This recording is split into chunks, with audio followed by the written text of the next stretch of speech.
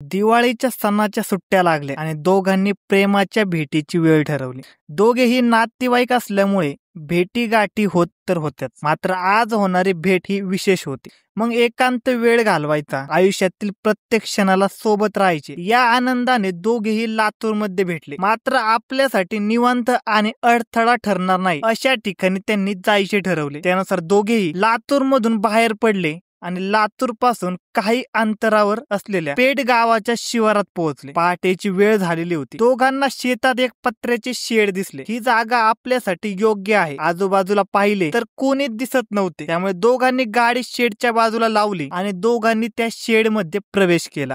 जो काही आनंद पत्र्याच्या शेड मध्ये जाण्याच्या अगोदर दिसत होता, तोच आनंद आणि आवाज त्या शेड मध्ये सुरुवातीला तर आला, मात्र त्यानंतर दोन्ही आवाज बंद झाले. त्यानंतर सूर्य वरती येऊ लागला, मात्र त्या दोघांच्या तोंडातून आवाज हा कायमचा बंद झालेला होता. दोघांच्या बाबतीत जे काही झाले होते, दोघांनी एकांत गाठण्यासाठी शेड तर शोधले, पण पुढे जे काही घडले त्यामुळे संपूर्ण लातूर जिल्ह्यासह महाराष्ट्र देखील हादरून गेला आहे. तर मित्रांनो, सविस्तर घटना काय आहे आणि कशामुळे घडली ते जाणून घेऊया. चॅनलवर नवीन असाल तर नक्की सबस्क्राईब करा, जेणेकरून तुम्हाला नवीन घटना स्टोरीचे नोटिफिकेशन येईल. बीड जिल्ह्यातील अंबाजोगाई तालुक्यात दरडवाडी गाव आहे. या गावातील नितीन दराडे याने प्राथमिक महाविद्यालयीन शिक्षण पूर्ण केल्यानंतर नोकरीचा प्रयत्न करत असताना नोकरी तर लागली नाही. त्यामुळे त्यांनी आता MPSC अंतर्गत परीक्षा द्यायची आणि आपले करिअर घडवायचे असा विचार सुरू केला. त्यासाठी त्याने लातूर जिल्ह्यातील अहमदपूर या ठिकाणी क्लासेस लावले. त्या ठिकाणी क्लासेस लावल्यानंतर तो तेथेच रूम करून राहू लागला. रूम करून राहत असताना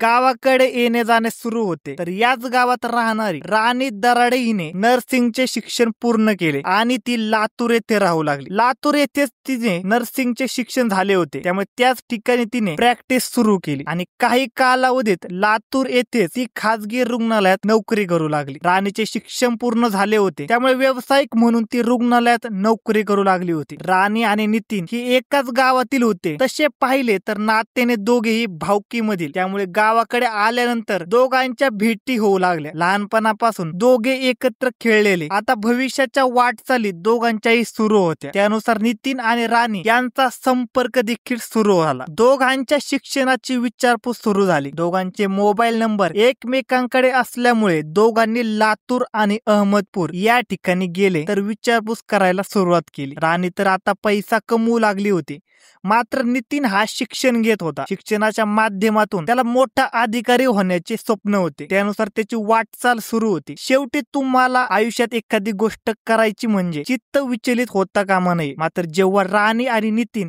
यांचा संपर्क वाढू लागला, तेव्हा मात्र नितीन याचे चित्त राणीच्या दिशेने वळायला सुरुवात झाली. नितीन हा शिक्षण घेत असल्यामुळे राणी त्याला सपोर्ट करू लागली. तुझ्या शिक्षणाला मी काही प्रमाणात पैसे देते असेही राणी त्याला बोलू लागली. दोघांच्या संपर्कातून एकमेकांबद्दल गोडवा निर्माण झाला आणि दोघांची या गोडव्यामधून प्रेम प्रकरण सुरू झाले. दोघांनाही आता एकमेकांशिवाय वेळ घालवणे कठीण जाऊ लागले. दोघांच्या एकत्र भेटी होऊ लागल्या. दोघेही एकाच गावातील आणि भावकीमधील असल्यामुळे गावाकडच्या परिस्थितीवरही दोघांच्या चर्चा होऊ लागल्या. पण प्रेमाचा सुरू झालेला मार्ग कोणत्या दिशेने घेऊन जाईल हे दोघांनाही माहित नव्हते. दोघांनी तर प्रेम सुरू केले होते.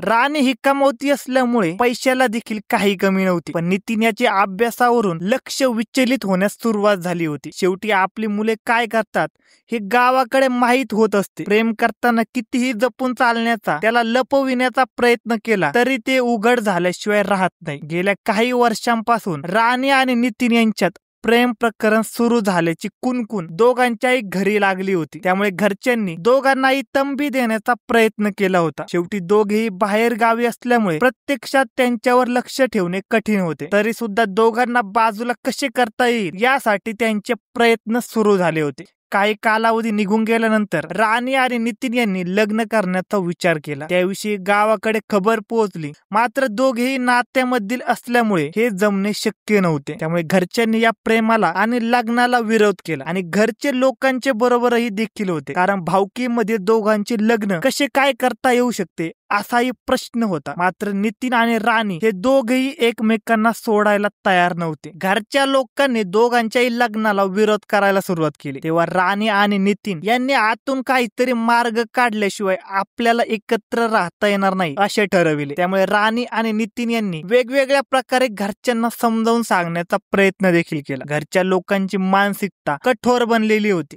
नितीन हा अपंग होता तर राणी ही दिसायला सुंदर होती, नोकरी करत होती. मात्र नितीन याचे अजूनही शिक्षण सुरूच होते. त्यामुळे तो कधी नोकरीला लागणार, त्याचा संसार कधी उभा राहणार या भावनेने सर्व काही बरगळत होते. नितीन आणि राणी यांनी तर प्रेमाच्या सीमाही पार केल्या होत्या. त्यामुळे आता जीव गेला तरी हरकत नाही. मात्र दोघांनी एकमेकांपासून वेगळे राहायचे नाही असे मनाशी घट्ट केले होते. घरचे लोक आपल्या लग्नाला आणि प्रेमाला साथ देणार नाही हे दोघांनाही कळून चुकले होते. त्यामुळे आता दोघांनी निर्णय घेतला, काहीतरी केल्याशिवाय पर्याय नाही. दिवाळीच्या सणाची चाहूल लागली होती, सुट्ट्याही लागल्या होत्या. याच वेळी दोघांच्या मनात चलबिचल सुरू झाली होती. गावाकडे गेलो तर आपल्याला वेदना होतील, घरचे लोक आपल्याला त्रास देतील या भावनेने दोघांनी लातूर मध्ये एकत्र भेटायचे ठरविले. त्यासाठी गुरुवार दिनांक 16 ऑक्टोबर 2025 चा दिवस निवडला होता. नितीन हा राणीला भेटण्यासाठी लातूर या ठिकाणी आला. रात्री दोघांनी मनसोक्त गप्पा मारल्या. आपल्या मनाने शरीराने एकत्र आलो, पण किती दिवस एकत्र राहतो हे काही सांगता येत नाही. रात्री बोलणे झाले आणि दोघांनी पहाटेच घर सोडले. दोघेही लातूर मधील पेटगावच्या शिवारात पोहोचले. रस्त्याने जात असताना त्यांना एका ठिकाणी पत्र्याचे शेड दिसले. त्यावेळी दोघांच्याही मनात एकच विचार आला की आपली या ठिकाणची शेवटची भेट असेल. यापुढे आयुष्यात आपण कधीच भेटणार नाही. त्यांनी आजूबाजूला पाहिले तर आजूबाजूला कोणी दिसत नव्हते. त्याच वेळी त्यांनी त्या पत्र्याच्या शेडचा आधार घेतला. दोघेही आतमध्ये गेले. आतमध्ये गेल्यानंतर दोघांनी एक ठरवले होते की आता परत जायचं नाही. त्यामुळे घरचे लोक आपल्याला एकत्र येऊ देणार नाहीत, मात्र आपण दोघे एकत्र जग सोडून जाऊ शकतो याची दोघांना खात्री होती. त्यानुसार नितीन याने जीवन संपवताच राणीने देखील तिची जीवन यात्रा संपवली. सध्या नाही, मात्र पुढच्या जन्मात तरी आपण एकत्र येऊ अशा प्रकारची परिस्थिती दोघांच्याही आयुष्यात आली होती. सूर्य उगवला होता, तो पुढे सरकत होता. ऊन पत्र्याच्या शेडवर पडायला सुरुवात झाली होती.